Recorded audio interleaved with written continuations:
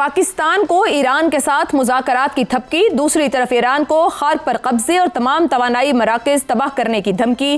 Trump واقعی امن کے خواہاں یا مذاکرات کے پیچھے بڑے جنگی عزائم چھپے ہیں؟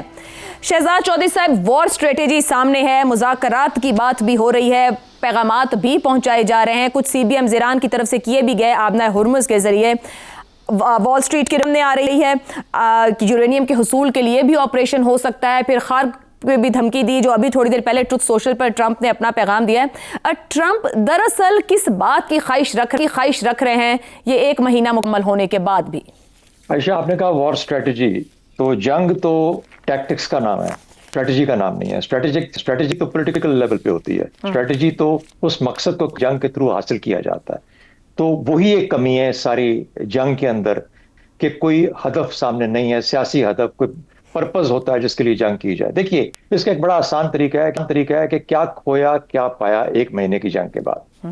دیکھیے، امریکہ یا کوئی بھی سپر پاور ہو، اس کے تین اہم ستون ہوتے ہیں جس کے اوپر وہ سپر پاور تصور کی جاتی ہے: معاشی سپر پاور، ملٹری یا جنگی سپر پاور، اور تیسری اس کی جو پرسپشن ہوتی ہے، ساکھ، یعنی اس کو کس طریقے سے پرسیو کیسے لوگ سمجھتے کیا ہے کہ ہاں واقعی بہت بڑی چیز ہے۔ 1945 کے بعد کا امریکہ جو تھا، اس کو دنیا نے سمجھا کہ وہ اس پوزیشن میں ہے کہ وہ دنیا کے اندر جتنے بھی اس نے ایگریمنٹس کیے ہیں، جو باقی معاملات ہیں، ان کو لے کے چل سکتا ہے، جو ایک آرڈر کریٹ کیا اس کو لے کے چل سکتا ہے، اس کی ذمہ داری اٹھاتا ہے۔ اس جنگ کے بعد جہاں پر ٹرمپ جب جنگ میں گیا تو اس طریقے سے کہ بغیر کوئی اسٹریٹجک ہدف تھا، اس کا خیال تھا کہ شاید میں رجیم چینج کر لوں گا، لیکن جب وہ نہیں ہوا تو اس کے بعد دھنستا چلا گیا۔ ایک ایسا ملک، ایک ایسی سپر پاور جس کے دماغ میں یہ نہیں تھا کہ اسرائیل مجھے دھکیل رہا ہے یا میرے مشیر مجھے دھکیل رہے ہیں، وہ جو فیصلہ جو کرنا تھا کہ کیا مجھے اس جنگ میں جانا چاہیے یا نہیں جانا چاہیے، وہ نہیں کر پایا۔ اس جنگ میں اگر میں جاؤں گا تو مجھے کیا کچھ لگانا پڑے گا، کتنی دیر تک لگانا پڑے گا، اس کی مجھے کیا قیمت ادا کرنی پڑے گی۔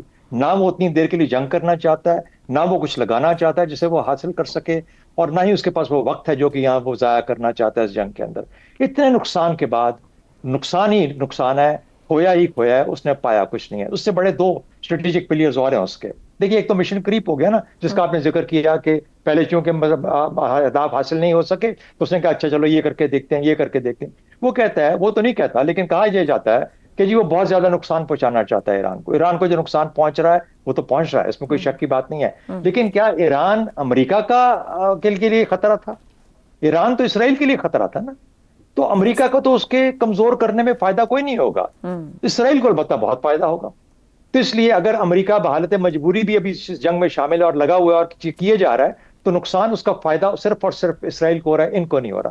دو اسٹریٹجک فیلیئرز بہت بڑے، جو کہ میرے خیال میں ایک ایسا ملک جس نے لکھ کے دیا تھا، انڈر رائٹنگ تھی کہ جو دنیا کی جو ٹریڈ ہے، جتنے کامنز ہیں جو کہ سمندر ہیں، اس پہ جو ٹریڈ ہوگی وہ بالکل فری ہوگی، کوئی کسی کو ڈسٹرب نہیں کرے گا، اس کی ذمہ داری میں لیتا ہوں۔ اس نے 7 نیویاں بنائیں، 7 نیویاں، اور ان کو پھیلا دیا دنیا کے اندر کہ وہ یہ انشور کریں گی کہ جو دنیا کی شپنگ ہے، جو ٹریڈ ہے، جو اکانومی ہے، اس کے اندر کوئی حرف نہ ہے۔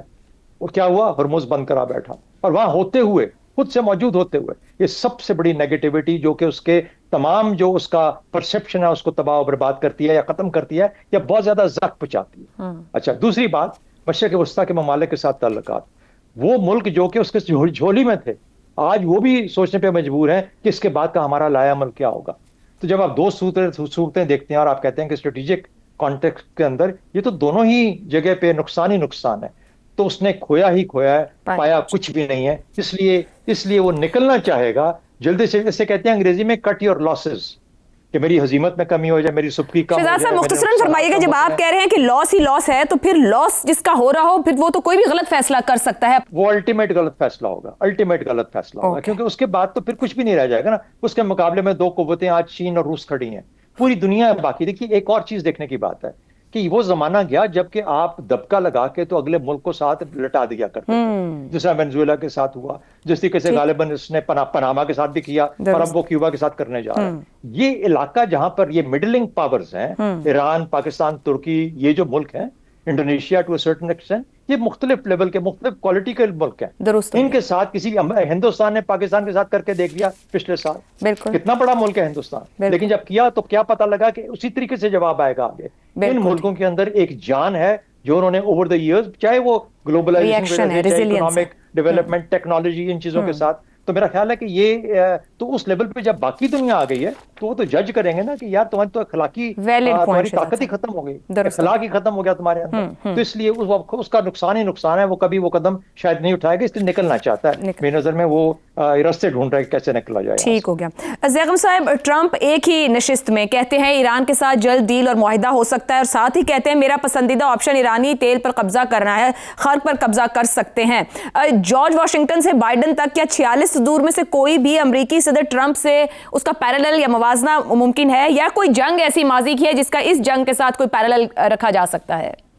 فرمایا کہ جو ٹرمپ ہے اس نے اس جنگ میں کھویا ہی کھویا ہے, پایا نہیں ہے. تو مجھے یاد آیا کہ ہمارے جو ایک بہت بڑے قائد ہیں ان کے سے یہ قول منسوب ہے کہ سیاست میں کھویا ہی کھویا ہے, پایا نہیں ہے. لیکن ٹرمپ جو سیاست کرتے رہے ہیں اور جو جنگیں کرتے رہے ہیں اس میں کھویا بھی تھا اور پایا بھی تھا, دونوں انجوائے کرتے رہے ہیں. اور ابھی بھی ان کا ایک خیال تھا کہ یہ ایک سستی اور مقبول جنگ ہوگی, جیسے انہوں نے وینزویلا میں کیا کہ وہ بہت ہی سستا ایک کام کیا اور صدر کو اٹھا لیا, اور وہاں حکومت جو ہے زیادہ تبدیلی کے ان کی ہم نوا بن گئی اور تیل بھی ان کے کنٹرول میں آ گیا. یا پچھلی دفعہ جس طریقے سے انہوں نے ایران پہ حملہ کیا تھا کہ پہلے اسرائیل کو روانہ کیا, اس نے بمباریاں کی, اور آخر میں امریکہ آیا اور بڑے بڑے بم مارے اور اعلان کر دیا گیا کہ امریکہ جیت گیا اور ٹرمپ کی واہ واہ ہو گئی. ٹرمپ کا امن کی خواہش بس اتنی ہی ہے, اور اگر آپ امن کی خواہش میں دیکھیں تو امریکہ کی پالیسی میں کبھی کوئی فرق نہیں آیا. امریکہ ہمیشہ اپنے اہداف کو حاصل کرنے کے لیے, لیکن زیادہ تر اسٹریٹجک اہداف کو حاصل کرنے کے لیے دنیا بھر میں جنگیں کرتا رہا ہے, حکومتیں الٹتا رہا ہے, لاکھوں کیا ملینز لوگ مارے ہیں اور مسلسل مارے ہیں. اور بڑے ایسے صدر جن کو ہم بھی آئیڈیلائز کرتے تھے, جن کی تقریریں سن کر ہماری بھی آنکھوں میں آنسو آ جاتے تھے, باراک اوباما جیسے, کہ دیکھو غلام لوگ امریکہ کے حکمران بن گئے. جتنے باراک اوباما نے بندے مارے, جتنا قتل عام اس نے کیا, ٹرمپ نے تو ابھی اس کا 1% بھی نہیں کیا.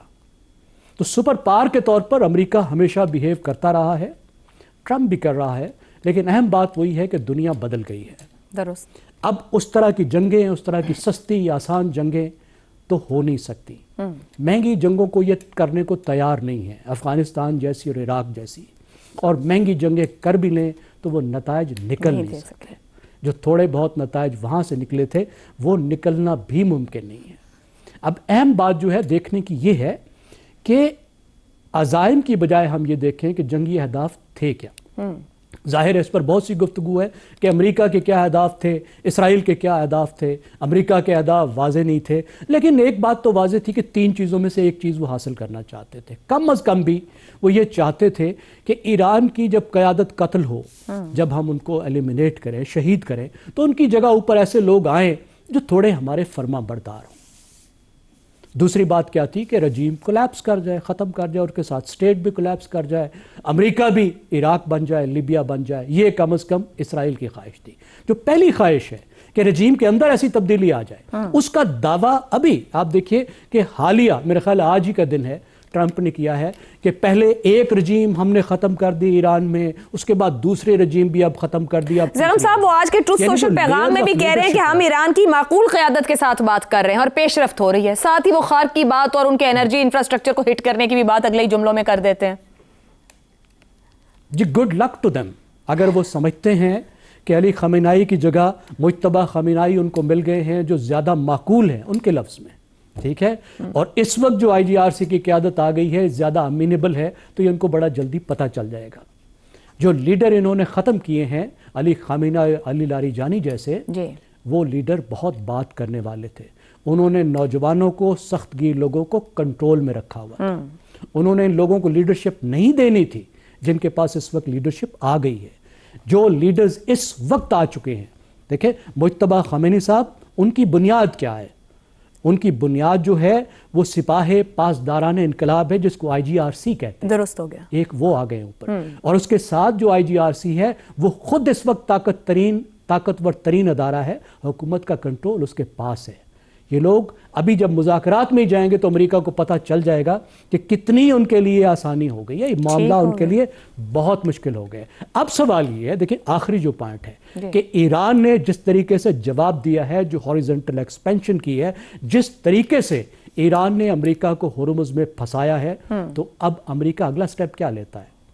क्या ये पीछे हटने का कोई तरीका ढूंढता है या डबल डाउन करके अपने आप को और पूरी दुनिया को मुसीबत में डालता है? और यहाँ पे हम लोग जो कोशिश कर रहे हैं, जो 4 मुल्क कोशिश कर रहे हैं इस्लामी दुनिया के, कि अमेरिका को भी समझाया जाए और ईरान को भी बताया जाए कि ये अच्छा रास्ता नहीं है, ना दुनिया के लिए ना इन मुल्कों के लिए, और ख़ास तौर पे अमेरिका को समझाने की ज़रूरत है।